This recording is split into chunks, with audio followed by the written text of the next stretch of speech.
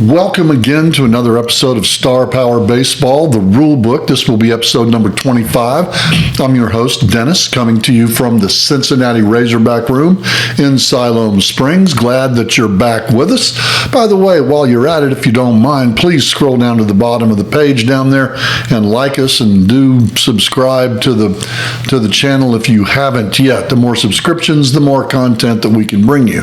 And now that we've got the business end of that out, let's just make a couple quick announcements. By the way, we do have our newest podcast out, and it is a really, really good one where we discuss quite a bit of things that are happening right now, Hall of Fame, that type of stuff there, upcoming season, as well as an interview with a very special guest.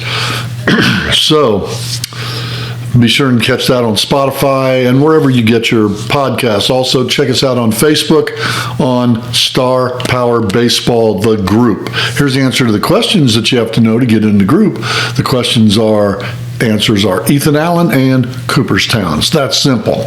Well, without any further ado, let's get into episode number 25 of the Rule Book.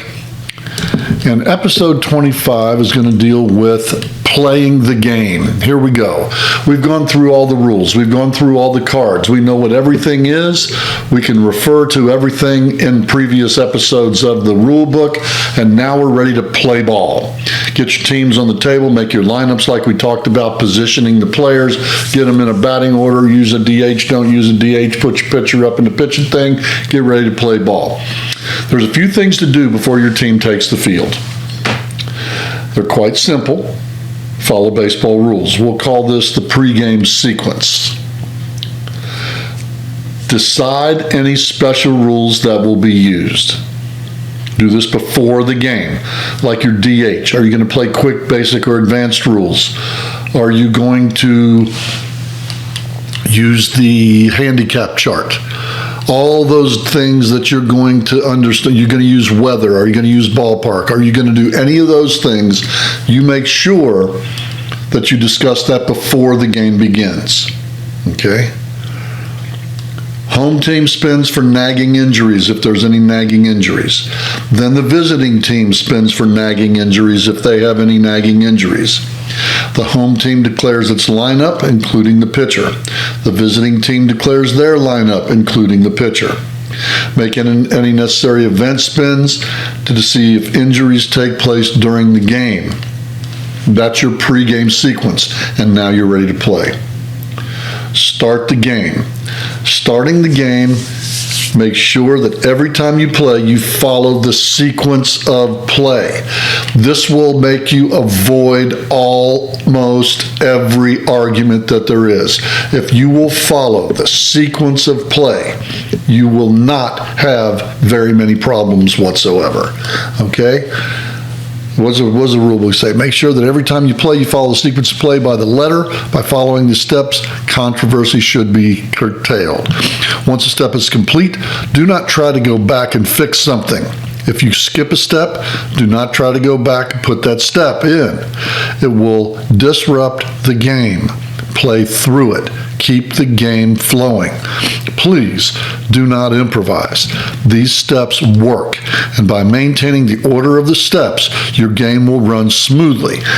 Where you will run into problems is when you try to read into things and try to make things fit that doesn't use the sequence of play and then follow the rules. Step number 1. The game's beginning. Here we are. It's time for the visitors to come up. The first batter's up. Announce the batter. After you announce the batter, then the defense positions the defense.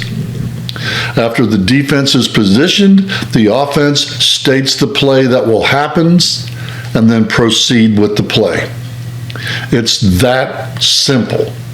Okay, we're going to go through the first one in this video, and then the others will be covered in other videos.